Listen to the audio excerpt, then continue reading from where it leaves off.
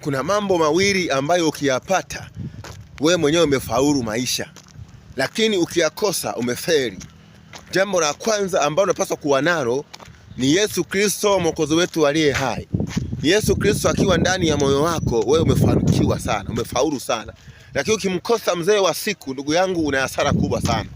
Jambo la pili ambalo unatakiwa kuwa nalo ni pesa. Ndugu yangu, ukiwa na pesa umefaulu, lakini ukikosa pesa wewe ni kama mburura tu. Yaani unakuwa ufai katika dunia hii.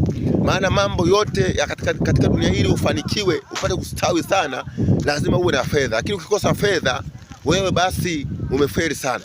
Na ndio maana maandiko yanasema kwamba usikose kwenda kwa kushoto wala kwa kuume, ili upate kufanikiwa sana kila uendako. Kwa hiyo katika maisha yako jitahidi kumtafuta Yesu kwa bidii, aingie moyoni mwako. Ukishampata Yesu moyoni mwako, kinachotakiwa kingine ni kutafuta fedha kwa bidii.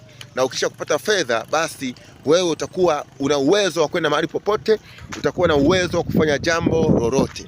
Maisha yako yatakuwa ni mazuri, utapendeza, utanawiri, utapendeza sana, utafanikiwa kila uendako. Lakini kitu cha kwanza, mtafute Yesu awe moyoni mwako. Alafu kitu cha pili, uwe na pesa. Na Mungu wa mbinguni akubariki. Asante.